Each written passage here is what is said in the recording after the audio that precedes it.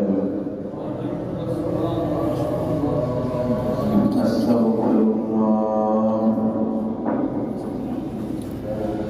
أستغفر الله ربي من كل ذنب وأتوب إليه. لا حول ولا قوة إلا بالله العلي العظيم. الحمد لله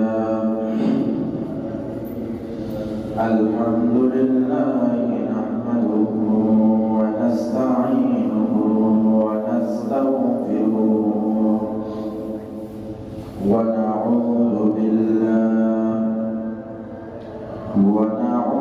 بالله من شرور أنفسنا ومن سيئات أعمالنا. من يهد الله فلا مضل له ومن يضلل فلا هادي له. ونشهد أن لا إله إلا الله وحده لا شريك له.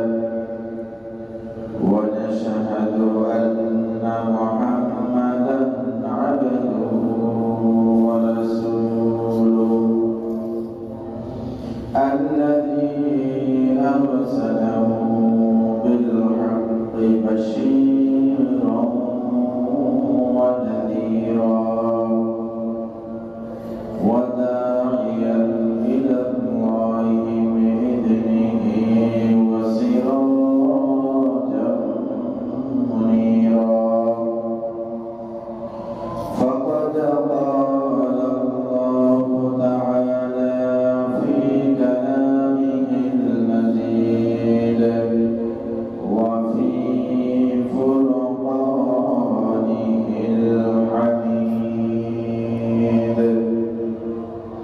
إن الله وملائكته يصلون على النبي يا أيها الذين آمنوا صلوا عليه وسلموا تسليما. اللهم صل على سيدنا مولانا محمد وعلى آل سيدنا مولانا محمد. بلغ العلا بكماله كشف الدجى بجماله حسنت جميع خصاله. صلوا عليه وآله.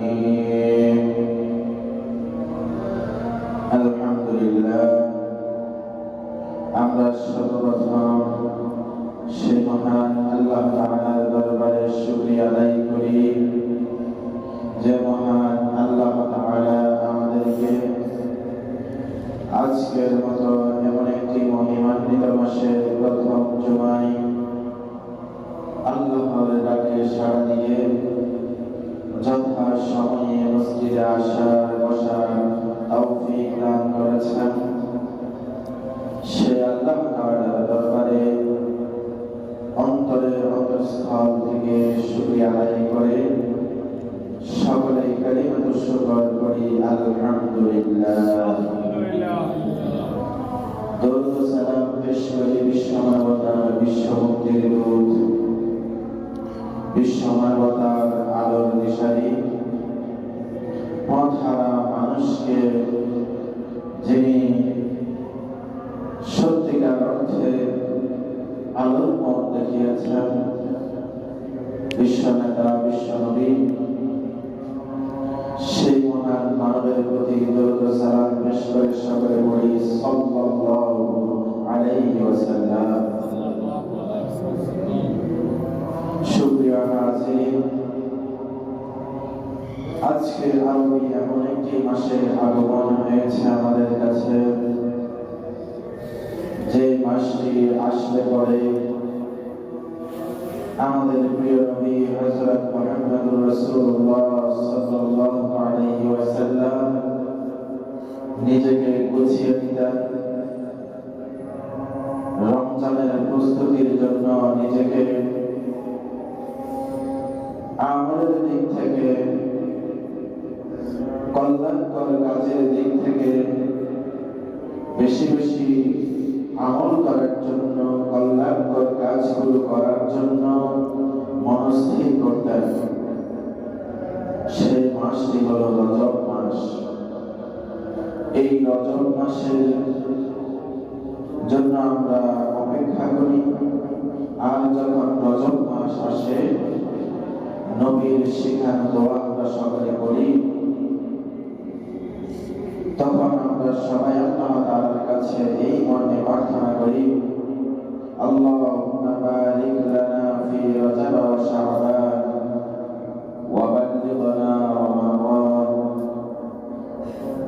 আল্লাহ তাআলার কাছে আমরা নবীর শিখানো দোয়া করে এই মর্মে চাই যে আল্লাহ, আপনি আমাদেরকে রজব এবং শাবান মাস, এই দুটি মাসের মধ্যে বরকত দান করুন, আমাদের আমলের ক্ষেত্রে বরকত দান করুন, আমাদের ভালো কাজগুলো করার জন্য সুযোগ দান করুন, আমাদেরকে আপনার দিকে নিবদ্ধ হওয়ার জন্য সুযোগ দান করুন, আর রমজান মাস পর্যন্ত আমাদের হায়াতকে বৃদ্ধি করুন, যাতে করে আমরা রমজান মাস পেয়ে নিজেদের গুনাহগুলোকে মোচন করতে পারি, নিজেদের ভাগ্যের খাতাকে পরিবর্তন করতে পারি, নিজেদেরকে যেন মহান আল্লাহ তাআলা শ্রেষ্ঠ বান্দা হিসাবে উন্নীত করতে পারি। এই মর্মে আল্লাহ তাআলার কাছে নবী দোয়া করতেন। আজকে আমাদের আলোচনার বিষয় হচ্ছে রজব মাস ও তার করণীয়। এই রজব মাস কেন আল্লাহ তাআলা দিলেন, আর কোন কারণে নবী সাল্লাল্লাহু আলাইহি ওয়াসাল্লাম এই রজব মাস আসলে দোয়া করতেন, আর আমাদের এই রজব মাসে কাজ কি হবে, শাবান মাসে কাজ কি হবে, এরপরে রমজান পেলে আমাদের কাজ কি হবে, এখন থেকে আমাদের সেই প্রস্তুতি শুরু।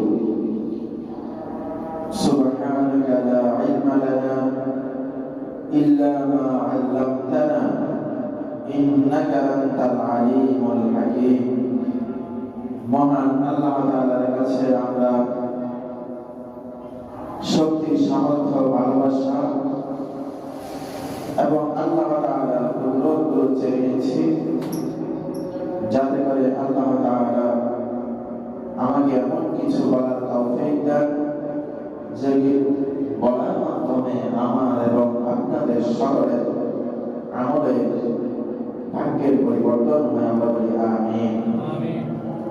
সুপ্রিয় হাজিরিন, আমাদের বৈমসি করতে করতে সময়গুলো চলে যায়।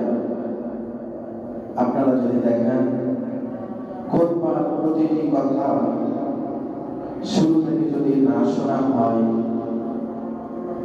এবং খুতবার যদি ধারাবাহিকতা না জানা হয়, পরবর্তী সময়ে শেষ ৫-১০ মিনিটে বসে খুতবার মূল কথা কিংবা আমি কোন বিষয়টা আপনাদের কাছে উপস্থাপন করতে চাচ্ছি, এটা অনেকে বুঝতে সক্ষম হয় না। এজন্য আমি বারবার আমার মুসল্লিদেরকে বলি যে আপনারা যথাসময়ে যদি মসজিদে আসেন, তাহলে কথা বলতে সুযোগ হয়, সহজ হয় এবং আপনাদেরও সহজ হয়। আমরা যখন করবা শুরু করি, মূল বিষয়বস্তু দিয়ে শুরু করি, তখন আমরা হাতে করে কিছু মানুষ, 20-30 জন মানুষ থাকি। ছাত্ররা বাদ দিলে আমরা কিছু মুরব্বীরা থাকি, আর ছাত্ররা সহ আমরা 20-50 জন মানুষ থাকি। এরপর আস্তে আস্তে আমাদের প্রথম তালা, দ্বিতীয় তালা, তৃতীয় তালা 1000-1500 মানুষ পর্যন্ত জমাতে হয়। এই যে শত শত মানুষগুলো শেষ পর্যায়ে আসে, তাদের খুতবা যে মূল বিষয় এটি না জানার কারণে, না বোঝার কারণে বারবার তারা রহমত থেকে ব্যর্থ হয়। আর যে মানুষগুলো একাধিকবার রহমত থেকে ব্যর্থ হয়, আল্লাহ তাআলার রহমত থেকে দূরে সরে যায়, ওই মানুষগুলো কল্যাণকর জীবন পায় না। আপনারা যারা এসেছেন, আল্লাহ তাআলা যেন আমাদের এই আশা, বসা, মেহনতকে সর্বোচ্চ ভাবে আল্লাহ তাআলা কবুল করে আমাদের নাজাতে উসিলা করে দেন। আমরা বলি আমিন। আজকে এই বিষয়টি হচ্ছে মূল। আমরা রমজানের প্রস্তুতি হিসাবে এই রজব এবং শাবানকে কিভাবে কাজে লাগাবো। আজকে রজব মাসের 2 তারিখ, আরবি মাসের 2 তারিখ, ইংরেজি মাসের 3 তারিখ এবং বাংলা 19 তারিখ পৌষ মাসের। এই যে আজকে থেকে ঠিক 2টি মাস পরে আমাদের কাছে মহান গুরুত্বপূর্ণ পবিত্রতম মাস রমজান আসবে ইনশাআল্লাহ। এই রমজান আসার আগে আমি একজন মুমিন হিসেবে, মুসলমান হিসেবে কিছু করণীয় রয়েছে। যে কাজগুলো আমাকে করা প্রয়োজন, সে কাজগুলো কি? যদি আমরা কাজগুলো ধারাবাহিকভাবে বলি, খুব বেশি কাজ নয়, হাতে গোনা কয়েকটি বিষয় আমাদেরকে পালন করলে রজব, শাবান মাস পালন হয়ে যাবে, সাথে রমজানের প্রস্তুতি হয়ে যাবে। সে কাজগুলো কি? 1 নম্বর কাজ হচ্ছে আল্লাহ তাআলাকে ভয় করে তাওবা করা। 2 নম্বর কাজ তাকওয়াবান হওয়ার জন্য চেষ্টা করা। 3 নম্বর কাজ সদা সর্বদা আল্লাহর জিকির করা, অর্থাৎ তাসবিহ করা, ইস্তেগফার করা। এই যে কাজ হিসেবে যদি ধরি, আমি যে গুনাহগুলো করেছি এই গুনাহের জন্য তাওবা করা, আল্লাহর কাছে মাপ চাওয়া। 2 নম্বর হচ্ছে আমি মাপ চাইলাম, আল্লাহকে ভয় করতে হবে, এটা হচ্ছে তাকওয়া। আমি আল্লাহ তাআলাকে ভয় করলাম, এরপরে আল্লাহ তাআলাকে সবসময় স্মরণ রাখা, তাসবিহ পড়া, আর সর্বদা নিজের ভুলের জন্য, গুনাহ হয়ে গেলে ছোটখাটো, সেগুলোকে ইস্তেগফার করা। যদি এই যে হাতে গোনা মাত্র কয়টি কাজ, আমাকে টাকা পয়সা দেওয়ার জন্য বলে নাই, আমাকে কোনো মানুষ কাজ করে না তার করে তার কাজ করার জন্য বলে নাই, আমাকে আল্লাহ তাআলা যুদ্ধ, বিগ্রহ, মারামারি, হানাহানি এই সমস্ত বিষয়ের জন্য বলেন নাই। বলেছেন কি? নবীর মাধ্যমে কি দিয়েছেন আমাদেরকে শিক্ষা? রজবে প্রথম কি করতে হবে? আল্লাহ তাআলার কাছে তাওবা করতে হবে, ইস্তেগফার করতে হবে। 2 নম্বরে আল্লাহকে ভয় করব, আল্লাহর স্মরণ করব, তাসবিহ করব। রজবে শাবানের কাজ এটাই। এবার আসুন, আল্লাহ তাআলা আমাদেরকে কিভাবে কোরআনে শিক্ষা দিচ্ছেন, কি কি বিষয় আমাদেরকে মানা লাগবে, এই বিষয়গুলো আমরা একটু স্পষ্ট করি। এই রজব মাস এমন একটি মাস যাকে বলা হয়েছে শাহরুল্লাহি রজব। রজব হচ্ছে আল্লাহ তাআলার মাস। রজব কার মাস? একটু কথা বলবেন। রজব কার মাস? আল্লাহর মাস। পানিগুলো কি আল্লাহর মাস নয়? অবশ্যই আল্লাহর মাস, তাকিদ দেওয়ার জন্য। আপনারা এটা উদাহরণ দিলে বুঝবেন। আমার সন্তান আছে, আপনার সন্তান আছে, এটা বাড়িতে আছে, কিন্তু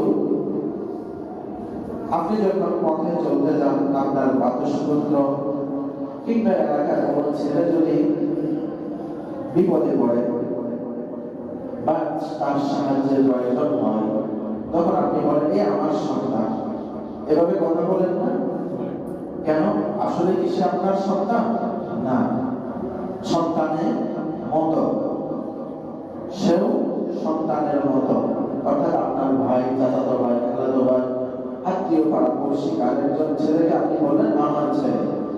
আমরা স্বাভাবিকভাবে যারা শিক্ষকতা এই প্রফেশনে আছে, আমরা স্বাভাবিকভাবে ছাত্রদেরকে সন্তান বলে সম্বোধন করি।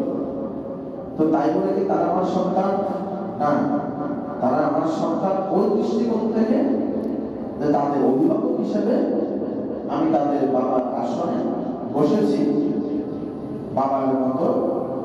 এটাই তাহলে সাফল্য। আল্লাহর মাস, সব আল্লাহর মাস, রজব আল্লাহর মাস।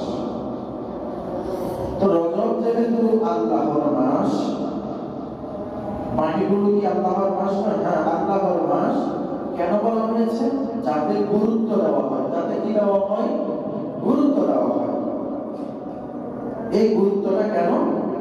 এই রজব মাসকে বলা হয় বধির মাস। কি মাস? বধির। বুঝান বধির, যে কানে শুনে না তাকে আমরা কি বলি? বধির বলি, যে কানে শুনে না। এই রজব মাসটা বধির। কোন দিক থেকে বধির? বান্দা যদি গুনাহ করে, সেই গুনাহটা দেখা হয় না, সেটা যদি সগীরা গুনাহ হয়। কেন দেখা হয় না? কারণ হচ্ছে এই মাসে আল্লাহ তাআলা নবীর মাধ্যমে আমাদেরকে শিক্ষা দিয়েছেন আমরা যেন কি করি? তাওবা করি, ইস্তেগফার করি।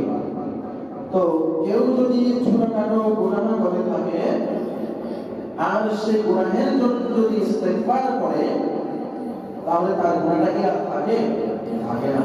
কেমন? হঠাৎ করে রাস্তায় চলতে গিয়ে একটু ধুলা কিংবা একটু ময়লা জামাতে পড়ার সাথে সাথে যদি আশেপাশে পানি থাকে, যদি ওখানে পানি আর সাবান থাকে, সেটা দিয়ে যদি ধুয়ে ফেলা হয়, ওখানে কি আর ময়লাগুলো থাকে না? পরিষ্কার হয়ে যায়? পরিষ্কার হয়ে যায়। তো আমাদেরকে উৎসাহ দিচ্ছেন আল্লাহ তাআলা, দেখো বান্দা, এই রজব মাসে যখন কোনো গুনাহ করো, আর যেহেতু তাওবা ইস্তেগফারের মাধ্যমে এই মাসটাকে তোমরা অনবরত নিজেরা পালন করতে থাকো, তখন তোমাদের আমলনামায় আর গুনাহ লেখা হয় না। বলি সুবহানাল্লাহ। আনন্দের বিষয় নাকি ব্যথার বিষয়? আনন্দের বিষয়। তাই বলে কি আমরা গুনাহ করব? না, আমরা গুনাহ করব না। প্রথম কাজ হচ্ছে এই রজব মাসের প্রথম করণীয় কি? আল্লাহ তাআলার কাছে নিজের গুনাহের জন্য, ভুল ত্রুটির জন্য আল্লাহর কাছে ক্ষমা চেয়ে নিব। কোন মানুষের কাছে বলার প্রয়োজন আছে? কোন মানুষের কাছে বলার প্রয়োজন নেই। আপনি নামাজ পড়েছেন, নামাজ শেষে তাশাহুদের সূরাতে বসে এক ধ্যানে এক মনে যদি আপনি বলেন আল্লাহ, এই মসজিদে বসে, এই জায়নামাজে বসে, নামাজের স্থানে বসে তোমাকে সাক্ষী রেখে আমার সমস্ত গুনাহের জন্য তোমাকে সুপর্দ, তোমার কাছে আমার সমস্ত জীবনের গুনাহগুলো সুপর্দ করলাম। আল্লাহ, তুমি ছাড়া তো আমার কেউ নাই, আমি ছাড়া তোমার অনেক বান্দা আছে, আমি ছাড়া তো তোমার কাছে আমার আত্মীয় স্বজন অনেক আছে, সারা পৃথিবীতে তোমার অনেক বান্দা আছে, তারা তো তোমাকে ডাকতে পারে, তুমি তাদের কথা শুনতে পারো। আমার কথা যদি আপনার তুমি না শোনো, তাহলে তো আমার আর দ্বিতীয় কোনো এমন কেউ নাই যাকে নিয়ে আমি বলবো। আছে আমাদের আর কেউ আছে আল্লাহ ছাড়া? কেউ নাই। আল্লাহর কাছে সবচেয়ে বড় ভালো লাগে এটাই, কোন বান্দা যদি আল্লাহ তাআলাকে বলে, তুমি আমাকে আল্লাহ সৃষ্টি করেছ, তুমি আমাকে জীবন দিয়েছ, আমাকে মানুষ বানিয়েছ, আমাকে রহমত দিয়েছ, আমাকে বরকত দিয়েছ, আমাকে এ পর্যন্ত উপনীত করেছ, যা কিছু দিয়েছ আলহামদুলিল্লাহ, আমি কিন্তু সেটা মর্যাদা রক্ষা করতে পারি না আল্লাহ। তুমি আমার রব হিসাবে, মালিক হিসাবে আমাকে যদি আরেকটু বেশি সুযোগ দাও, আমি তোমার কাছে কৃতজ্ঞ থাকবো। তুমি যদি আমাকে ক্ষমা করে দাও আল্লাহ, আমার লাভ হবে, তোমার তো কোনো লাভ নেই। আল্লাহ দিয়ে আমাকে ক্ষমা করে দিলে লাভ আছে? আল্লাহ লাভ নেই, এখানে লাভটা আমার। আল্লাহ তুমি যদি আমাকে ক্ষমা না করো, তোমার রাজত্ব কমে যাবে না। আবার যদি তুমি আমাকে ক্ষমা করো, তোমার রহমতের অভাব হবে না। তাহলে আল্লাহ তুমি কেন আমাকে মাফ করবে না? সন্তান যখন বেশি আদরের হয় তখন এভাবে বলে না? বলে কিনা? বলে। বাবারা ভাইরা, আমার কথাগুলো এভাবে বলার কারণ হচ্ছে, আমার এমন কোন কণ্ঠ নেই যেটা দিয়ে আপনাদেরকে আমি সুরের ওয়াজ শোনাবো। আবার আমার কোনো এমন কোনো দক্ষতা নেই, কথা বলার এমন কোনো পাণ্ডিত্য নেই যেটা দিয়ে আমি আপনাদেরকে পাণ্ডিত্যপূর্ণ কথা শোনাতে পারবো। আমি চেষ্টা করি আপনাদেরকে মৌলিক বিষয়গুলো বোঝানোর জন্য। এটা যেমন আমার ক্লাসে হয়, আমার উঠা বসা হয়, ঠিক আমি তেমনি এখানে দাঁড়িয়েও ওভাবেই কথাগুলো বলি। কারণ এখানে আমার কণ্ঠের কোনো মূল্য নেই, এখানে আমার দৈহিক সৌন্দর্যের কোনো মূল্য নেই, আবার এখানে এলেমেরও কোনো মূল্য নেই। মূল্য হচ্ছে ওটাই যদি সেটা কোরআন এবং হাদিস ভিত্তিক হয়, আর সেটা যদি আল্লাহকে খুশি করার জন্য হয়। তো আমি আল্লাহ তাআলাকে খুশি করার জন্য কথাগুলো এভাবেই বলে থাকি। অনেকে, আমি আপনাদের কারোর প্রতি আর্জি দিচ্ছি না বা অভিযোগ দিচ্ছি না, এখন বেশি মুসলমান নেই, এজন্য কথাটুকু বলে ফেললাম, তো মনে কষ্ট নেবেন না। অনেকে বলেন বা আমাকে একাকি, কারো সামনে না, একাকি আমাকে পরামর্শ দেন আমি যেন আরেকটু জজবা দিয়ে, আরেকটু কি বলে, মানে আরেকটু স্পিরিট ওয়ার্স করি। আসলে বাবার ভাইরা, স্পিরিট ওটা না, স্পিরিট হচ্ছে হৃদয় থেকে যে কথাটা বলি সেটা, স্পিরিট কতটুকু বাস্তবতা হচ্ছে সেটাই। আমি এখানে চিন্তা মাইকটা নিয়ে আপনাদের কানগুলো ফাটিয়ে দিলাম, বাহিরে গিয়ে আপনারা আমাকে বাহবা দিবেন, ওটাতে আমার কোনো লাভ আছে বলে আমি মনে করি না। তো এই জন্য আমি চেষ্টা করি কোরআন এবং হাদিস থেকে কিছু মৌলিক কথা বলার। আমি কথাগুলো ধারাবাহিকভাবে বলি এবং একটা কথার সাথে আরেকটা কথার সম্পূর্ণ মিল রেখে বলি। আমি যদি একটা বিষয়ের উপরে 10টা দিন আলোচনা করি, ধারাবাহিকভাবে কথাগুলো যারা শোনেন তারা বুঝবেন।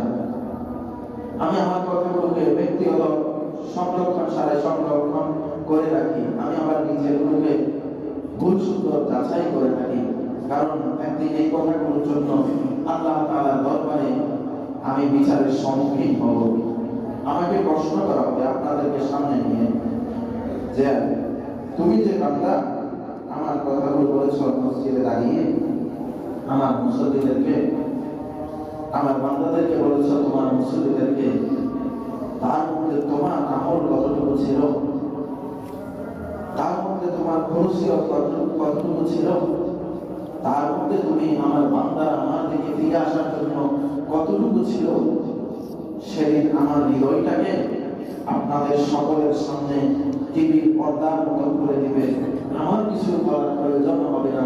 আমার হৃদয়ে যেটা এখন বাঁচতেছে, আমার হৃদয়ে যেটা এখন বলতেছে, এই কথাটা সেদিন আল্লাহ তাআলা আয়নার মতো করে সেদিন টিভির পর্দাতে খুলে দিয়ে আমার হৃদয়ের কথাটুকু আপনাদেরকে জানিয়ে দিবেন। আমার তো বাঁচার সুযোগ নাই। কেন? কারণ আমি যে এখানে দাঁড়িয়েছি, এই জায়গায়, অর্থাৎ এটা হচ্ছে এমন একটা জায়গা যেটা প্রতিনিধিত্ব আমি করছি, সেটা হচ্ছে নবীর কথার প্রতিনিধিত্ব করা, নবীর আদর্শের প্রতিনিধিত্ব করা। এই জন্য বাবার ভাইরা, সেই নবীর আদর্শের প্রতিনিধিত্ব করতে গিয়ে আমি আমার কণ্ঠকে উঁচু করতে পারি না, আমি সুরের মূর্ছনা দিতে পারি না, এরপরে আমি কারোর দৃষ্টি আকর্ষণের জন্য, মনোরঞ্জনের জন্য কথা বলতে পারি না। নবীর আদর্শের মধ্যে এটা পড়ে না, এটা একান্ত নবীওয়ালার কাজ এবং কোরআন আর হাদিসের মূল মর্মার্থ এটা বোঝানোর কাজ। সুপ্রিয় কাজী, যে কথাটুকু বলতেছিলাম, আল্লাহ তাআলা এই যে রজব মাস দিয়েছেন আমাদেরকে, নবীর মাধ্যমে আমাদেরকে এই রজবের শিক্ষাটুকু দিচ্ছেন। আমরা রজব এবং শাবান মাস, এই দুইটি মাসকে কিভাবে গুরুত্ব দিব এবং রমজানকে কিভাবে গুরুত্ব দিব, এটার শিক্ষা আজকের জুমা থেকে শুরু হয়ে গেছে।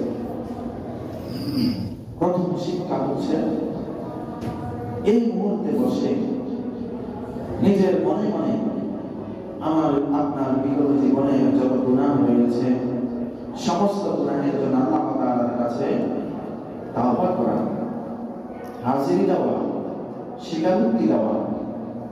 আর স্বীকারোক্তি দেওয়ার ফলে আল্লাহ তাআলাকে সবসময় স্মরণ রাখা। আল্লাহ তাআলা আমাকে আপনাকে ডাক দিয়ে বলছেন, বান্দা তুমি আমাকে ডাকো, আমার কাছে ক্ষমা চাও, আমি তোমাকে ক্ষমা করে দেব।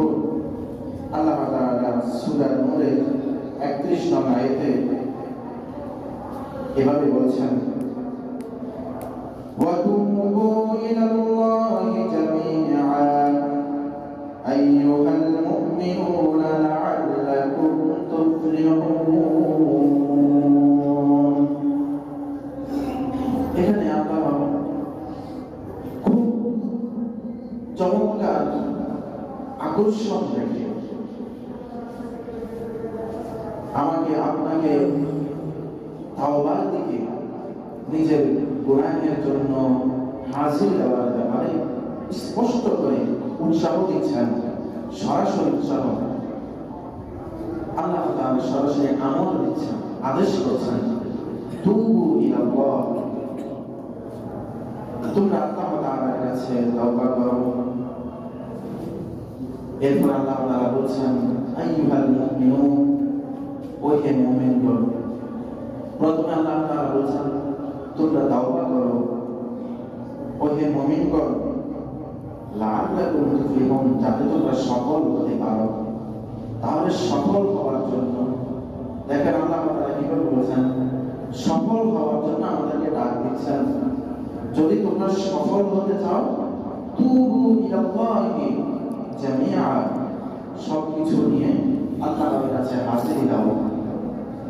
গুনাহে মন্দের আল্লাহ আদেশের বিপরীতে যা কিছু করেছি, সেগুলো নিয়ে আল্লাহ তাআলার কাছে স্বীকারোক্তি দাও। আইয়ুহাল মুমিনুন, ও হে মুমিনগণ, লাআল্লাকুম তুফলিহুন, যদি তোমরা সফল হতে চাও। তাহলে সফলতার প্রথম পর্ব কি? তাওবা। সফলতার প্রথম পর্ব কি? তাওবা। এই রজব মাসে যদি আমি তাওবা করি, তাহলে এই রজব, শাবান এবং রমজান সবটাই আমার জন্য, আপনার জন্য মঙ্গলজনক হবে। এরপর আল্লাহ তাআলা বলছেন আমাকে তাওবা তো করলাম, বেশি বেশি ইস্তিগফারের জন্য আল্লাহ তাআলা বলছেন, ওয়াস্তাগফিরুল্লাহ, আল্লাহ তাআলার কাছে তাওবা করো। ইন্নাল্লাহা কানা গফুরুর রহিমা, সূরা নিসা 106 নং আয়াতের শেষের ছোট্ট একটি অংশ। আল্লাহ তাআলার কাছে তোমরা ইস্তিগফার, ক্ষমা চাও, ফিরে আসার, প্রত্যাবর্তন করা, আরজি দাও। কেন? কারণ আল্লাহ তাআলা হচ্ছেন পরম ক্ষমাশীল। তাহলে আল্লাহ প্রথম বলেছেন, তোমরা যদি সফল হতে চাও, তোমাদের যাবতীয় বিষয় নিয়ে আল্লাহ তাআলার কাছে দাঁড়াও। কেন? কারণ আল্লাহ তাআলা তো মহাক্ষমাশীল, অতীব দয়ালু। আল্লাহর বিষয়ে স্পষ্ট করে আমাকে আপনাকে বলছেন। এই গেল 1 নাম্বার কাজ। তাহলে রজব মাসের 1 নাম্বার কাজ কি? একটু কথা বলবেন। রজব মাসের 1 নাম্বার কাজ কি? আল্লাহ তাআলার কাছে তাওবা করা এবং ইস্তেগফার করা। বেশি বেশি কি করা? ইস্তেগফার করা। ইস্তেগফার করলাম, তাওবা করলাম, এরপরে তাওবা করলাম। এখন আমার কাজ 2 নাম্বার কাজ হচ্ছে আল্লাহকে ভয় করা। তাওবা করলাম, ফিরে আসলাম, আসর পর্যন্ত হবে না। এবার আমি আল্লাহর কাছে তাওবা করে যেহেতু আমার যাবতীয় যে ভুলগুলো ছিল সেগুলো শুধরে নিয়েছি, এখন আমার কাজ হচ্ছে সেই শুধরানোর উপরে, সংশোধনের উপরে নিজেকে কি রাখা? স্থির রাখা। এখন আমি সেই সংশোধনের উপরে যদি স্থির নাই বা থাকি, তাহলে সংশোধন হয়ে লাভ কি? মায়ের ভয়ে যদি বলে আর বাড়ির কাজ না করে আসবো না, পড়া না শিখে আসবো না, এভাবে ছেলেরা বলে না, এরপরের দিন যদি আবার সেই একই অবস্থায় আসে, তাহলে তার কি প্রথম দিনের কথা বাস্তবায়ন হয়েছে? হয় নাই। তাহলে সেটার বাস্তবায়ন কি? আমার হাতের রাখা পড়াটুকু আদায় করে আসা লাগবে, শিক্ষা ব্যবস্থায় যেটা আমরা করি। এখন আমি তাওবা করলাম, তাওবা করার পরে আবার আমি ভুলের মধ্যে চলে গেলাম, তাহলে এটা কি তাওবা হবে? এটা তাওবা হবে না। তো এই জন্য তাওবা যেহেতু হবে না, তাহলে এই তাওবাটা যাতে আমার মধ্যে স্থিতিশীল থাকে, এই জন্য আমার কাজ হচ্ছে আল্লাহর ভয় ভীতি নিজের মনে সব সময় জোরে রাখা। এবার আসেন, আল্লাহ তাআলা এই ভয় ভীতিটাকে 2টা ভাগে ভাগ করেছেন আমাকে আপনাকে বোঝানোর জন্য। সেটা কি? এটা হচ্ছে সূরা তাওবা 109 নং আয়াত।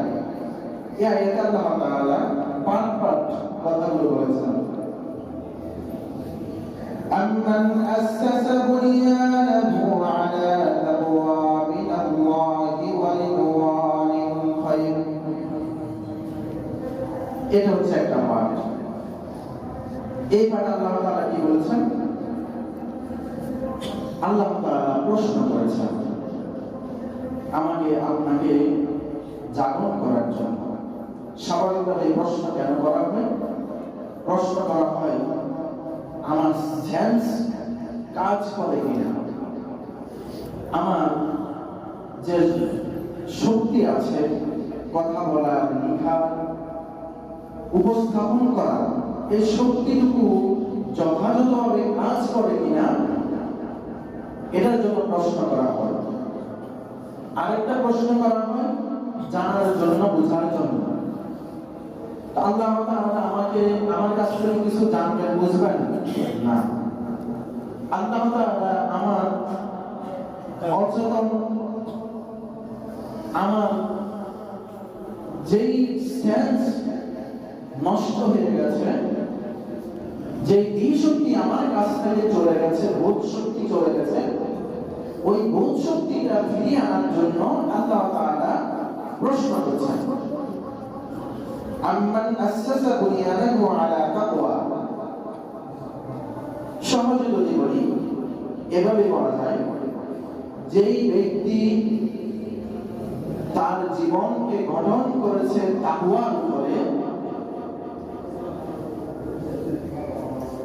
মিনাল্লাহি ওয়া রিদওয়ানি, আল্লাহ তাআলা ভয় ভীতি এবং সন্তুষ্টির উপরে। 2টা পাঠ। একটা হচ্ছে আল্লাহ তাআলা কে ভয় করা, আরেকটা হচ্ছে আল্লাহ তাআলার সন্তুষ্টি। কথাগুলো ভালো করে বুঝবেন। একটা হচ্ছে আল্লাহ তাআলাকে ভয় করা, আরেকটা হচ্ছে আল্লাহ তাআলার সন্তুষ্টি। আল্লাহর ভয় এবং সন্তুষ্টির উপরে যেই ব্যক্তি তার নিজের জীবনকে গঠন করেছে, সে উত্তম নাকি। এবার আল্লাহ তাআলা 2 নম্বর কথা বলছেন, আম্মান আসাসা, নাকি যে প্রতিষ্ঠা করেছে, স্থির করেছে, বুনিয়াদু তার জীবনকে গঠনে আলা শাফা জুরুফিন হার, এমন এক ভঙ্গুর গর্ত জায়গার উপরে ফানহারা বিহি ফি নারি জাহান্নাম, যেটা কিছুদিন পরে তাকে জাহান্নামে নিক্ষেপ করবে, নাকি সেটা উত্তম? দুইটি কথা আল্লাহ তাআলা এখানে বলেছেন। ওই ব্যক্তি কি উত্তম যে তার নিজের জীবনকে আল্লাহর ভয় এবং সন্তুষ্টির উপরে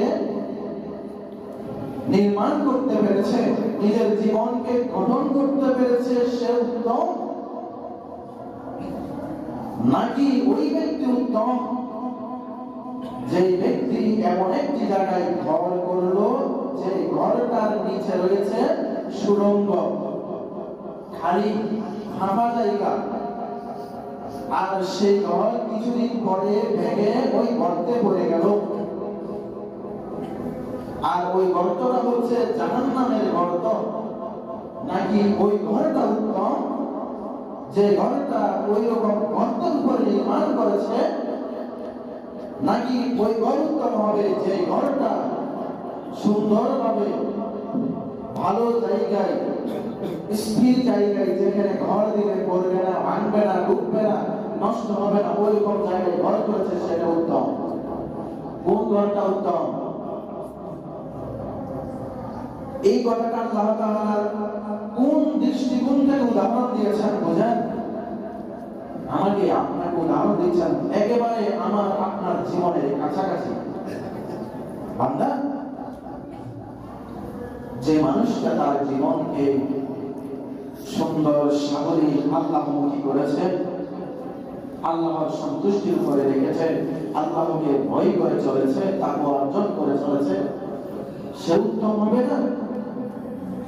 নাকি যে ব্যক্তি আল্লাহ তাআলাকে ভয় না করে নিজের মন মতো চলেছে, নিজের মন মতো উঠা বসা করেছে, আল্লাহ তাআলা যা বলেছেন তা শুনে নাই, কিছুদিন পরে যখন সে মৃত্যুবরণ করেছে, জাহান্নামের কঠিন গর্তের মধ্যে যখন নিমজ্জিত হয়েছে, সে বুঝতে পেরেছে, তখন গিয়ে সে চিন্তা করলে আর এই দুনিয়ার কোনো কিছু ফিরে পাওয়ার সম্ভাবনা আছে? নাই। এরপর আল্লাহ তাআলা বলছেন, ওয়াল্লাহু লা ইয়াহদিল কওমাল যালিমিন।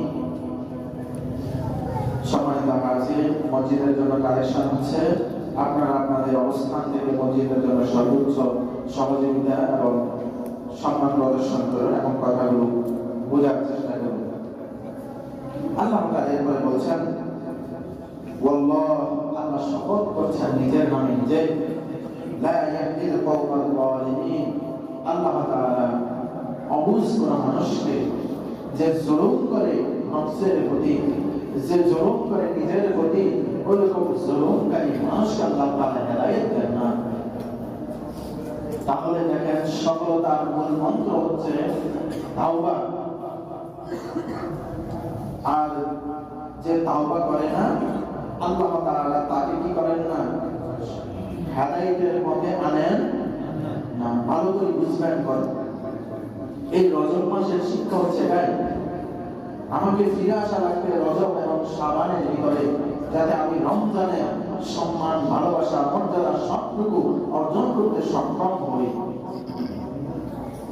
আর যদি আমি তাওবা না করি, আল্লাহকে ভয় না করি, এই রজব শাবানে রমজানের যে বেনিফিট, রমজানের যে ভালো কিছু পাওয়া, বোনাস পাওয়া, সেটা আমার দ্বারা সম্ভব হবে না। এরপরে আসেন 3 নম্বরে, এবার তাওবা করলাম, ইস্তেগফার করলাম, এরপরে দৈনন্দিন আল্লাহ তাআলাকে ভয় করে নিজের জীবনকে ভালোভাবে গঠন করলাম। এখন আমার কাজ কি? আল্লাহ তাআলা আমাকে বলছেন না আমার সম্পদ দিয়ে দিতে হবে, আমাকে যুদ্ধ করতে হবে বলেন নাই, আমাকে সারাদিন তাসবিহ তাহলিল করতে হবে বলেন নাই। আল্লাহ তাআলা বলছেন, তোমার যে সময়টুকু আছে, বান্দা অবসর কাজের ফাঁকে ওই সময়টুকুতে তুমি কি করো, আমার জিকির করো, মানে আমাকে স্মরণ রাখো। আল্লাহ তাআলা সূরা নিসা 103 নং আয়াতে কিভাবে বলছেন একটু দেখেন। فَإِذَا قَضَيْتُمُ الصَّلَاةَ فَاذْكُرُوا اللَّهَ قِيَامًا وَقُعُودًا وَعَلَى جُنُوبِكُمْ। একেবারে স্পষ্ট করে আল্লাহ তাআলা এবার আমাকে আপনাকে ফরমান করছেন, আদেশ দিচ্ছেন, উৎসাহ দিচ্ছেন। আল্লাহ তাআলা আমাকে এভাবে, বান্দা তুমি তাওবা করেছো, ইস্তিগফার করেছো, ফিরে এসেছো, আল্লাহকে ভয় করেছো এবং আল্লাহর হুকুমগুলো পালন করছো, তো ফাইদা যখন কদাইতুমুস সালাত, তোমরা তোমাদের নামাজগুলোকে সমাপ্ত করো, সমাপ্ত করেছো, সমাপ্ত করা হয়েছে, যেটা তোমাদের আদায় করা হয়েছে, ওই নামাজটা আদায় করার পরে তোমরা কি করো, ফাযকুরুল্লাহ, আল্লাহকে স্মরণ করো, কিয়ামান ওয়া কুউদান, যদি দাঁড়িয়ে দাঁড়িয়ে কাজ করতে থাকো, ওই দাঁড়ানো অবস্থায় আল্লাহ তাআলাকে স্মরণ করো, কুউদান, যদি বসা থাকো, বসে কাজ করো, সেখানেও আল্লাহ তাআলাকে স্মরণ করো। এটা কেন? আল্লাহ তাআলা আমাকে এভাবে নাম ধরে ধরে কেন বলছেন? কারণ আমি তো আল্লাহ তাআলাকে ভুলে যাবো, আল্লাহ তাআলা এটা জানেন। দুনিয়ার লোক ভালোবাসা আল্লাহ তাআলা আমাকে আমার হৃদয়ে ফিট করে দিয়েছেন, এটা আল্লাহ তাআলা জানেন। তবু আল্লাহ তাআলা আমাকে আপনাকে ওই লোক থেকে যাতে কিছুটা সংবরণ করতে পারি, স্পষ্ট করে আমাকে সে বিষয়টা নিয়ে রাখছেন। বান্দা তুমি তো ইস্তেগফার করলে, আমাকে ভয় করলে, আমার আদেশগুলো পালন করলে, কিছু সময় আমার আদেশ, সারাদিনে 24টা ঘন্টার মধ্যে নামাজ সর্বোচ্চ সময় লাগে 1 ঘন্টা 5 ওয়াক্ত নামাজে, তো 1 ঘন্টা পরে আরো তো 23 ঘন্টা সময় বাকি থাকে, সেটার মধ্যে হয় আমি দাঁড়ানো অবস্থায় থাকি, না হলে বসার শোয়া অবস্থায় থাকি। তো শোয়া অবস্থায় হয়তো আমি বেশিরভাগ ঘুমিয়ে থাকি, তো বাকি সময়টা আমার দাঁড়ানো এবং বসা অবস্থায় যায়। তাহলে বসা এবং দাঁড়ানো এই দুই অবস্থায়, তাহলে আমার কর্মক্ষেত্র, ওই যে কর্মক্ষেত্র আল্লাহ তাআলার উদ্দেশ্য হচ্ছে এটাই, বান্দা তুমি যখন শয়ন থাকবা তখন তো আমাকে স্মরণ করবে, ওটা তো ঘুমের সময়, ঘুমাইতে তোমার যদি কষ্ট হয়, ঘুম না যাও, তাহলে তো তোমার শরীর সুস্থ থাকবে না। আল্লাহ তাআলা ওই সেক্টরটাকে এখানে স্কিপ করেছেন, রেখে দিয়েছেন, ওটা আমার ঘুমের জন্য, আমার রেস্টের জন্য। আল্লাহ আমার স্বাস্থ্যের প্রতি, সুস্থতার প্রতি কতটুকু পরিমাণ একেবারে মহাব্বত, ভালোবাসা, ভালো একটা দৃষ্টিভঙ্গি রাখেন, অথচ আল্লাহর প্রতি, আল্লাহর বিধানের প্রতি আমার দৃষ্টিভঙ্গি ওভাবে হয় কিনা। আল্লাহ তাআলা বলছেন যে তোমার কাজের সময় দাঁড়ানো এবং বসা, কিছুক্ষণ কাজ করেছো বান্দা, 2টা মিনিট বসেছো, অবসর করে একটু দাঁড়াও না কাজের মাঝখানে, 2টা মিনিট দাঁড়িয়ে আল্লাহর কাছে 2টা ওয়াক্ত সুবহানাল্লাহ, আলহামদুলিল্লাহ, আল্লাহু আকবার, 2টা আল্লাহর জিকির করো। বসে বসে কাজ করছো দীর্ঘক্ষণ, 2টা 5টা মিনিট কাজের মাঝে একটু সময় দেওয়া হচ্ছে, ওই 2টা মিনিট 5টা মিনিট আল্লাহকে একটু ডাকো বান্দা, তাসবিহগুলো পাঠ করো, ওটাই আল্লাহ তাআলা চান। তাহলে কি হবে? আমার ঈমান সতেজ হবে, আমার আমল বাড়বে, আল্লাহর প্রতি ভয় আমার যেমন আসবে, আল্লাহর প্রতি ভালোবাসা যেমন আসবে, তেমনি আমার উপর আল্লাহর রহমত অনবরত বর্ষণ হতে থাকবে। সুবহানাল্লাহ। এরপর আল্লাহ তাআলা আমাকে একটা হুঁশিয়ারি দিচ্ছেন সূরা নূর 41 নং আয়াতে। কিভাবে আল্লাহ তাআলা হুঁশিয়ারি দিচ্ছেন দেখেন। ألم تر أن الله يسبح له من في السماوات والأرض والطير صافات كل قد علم صلاته وتسبيحه والله عليم بما يفعلون. এই কথাটুকু একটু ভালো করে বোঝার চেষ্টা করবেন। সূরা নূর 41 নং আয়াত। আল্লাহ তাআলা এবার আমাকে আপনাকে প্রশ্ন করছেন, আলাম তারা, ওই তুমি কি দেখো না, লক্ষ্য করো না কি আল্লাহ ইউসাব্বিহু লাহু মান ফিস সামাওয়াতি ওয়াল আরদ ওয়াত তায়রু সাফাত। আল্লাহ তাআলার জন্য এই আসমান জমিনে যা কিছু আছে, এই যে পাখি পোকামাকড় যত কিছু আছে, সব কিছু আল্লাহ তাআলার তাসবিহ পাঠ করে, আল্লাহ তাআলাকে স্মরণ করে। তাসবিহ মানে স্মরণ করা, জপা। সব কিছু আল্লাহ তাআলাকে জপে, স্মরণ করে।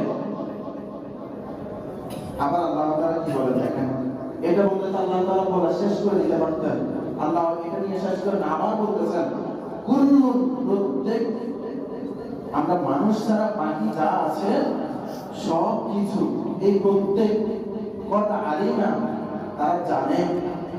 এই আমরা মানুষ ছাড়া বাকিরা সবাই জানে সালাতুহু ওয়া তাসবিহুহু, আল্লাহ তাআলার প্রতি কিভাবে সম্মান ভালোবাসা জপা, আল্লাহ তাআলাকে কিভাবে জপবে, আল্লাহ তাআলাকে কিভাবে স্মরণ করবে, সবাই সব কিছু জানে। আমরা মানুষেরা জানি না, জানি কিনা? জানি। আল্লাহ তাআলা প্রথম বলেছে সবাই আল্লাহ তাআলা আসমান জমিনে যা কিছু আছে সবাই তাসবিহ পাঠ করে। এরপর আল্লাহ তাআলা বলেন সবাই আল্লাহর তাসবিহ কিভাবে পড়তে হয় সবাই সব কিছু জানে। এখন এটার দ্বারা কি বুঝিয়েছেন বান্দা, তুমি তো একমাত্র জানিও না জানার মতো করে আছো, তুমি বান্দা জানি বুঝি না বুঝার মতো আছো, তুমি একটু জাগো। এরপর আল্লাহ তাআলা বলছেন আল্লাহ নিশ্চয় আল্লাহ তাআলা আলিম, সর্বজ্ঞ, বিমা ইয়াফআলুন, যা কিছু করা হয়। আমরা যা কিছু করি আল্লাহ তাআলা এই সমস্ত বিষয় সব কিছু সম্পর্কে কি করেন, জানেন। তো সম্মানিত ভাইরা, আজকে আলোচনা ছিল রজব মাসের উপরে। রজব মাসে আমাদের কাজ কি? রজব মাসে আমাদের কাজ হচ্ছে তিনটা। একটা হচ্ছে আমার অতীতের গুনাহের জন্য তাওবা করে ইস্তেগফার করব এবং আল্লাহ তাআলাকে সেই ইস্তেগফার করতে ভয় করব। সেই ভয়টুকু নিয়ে আমরা আল্লাহ তাআলাকে স্মরণ করব, আল্লাহর তাসবিহগুলো পাঠ করব, হুকুমগুলো পালন করব।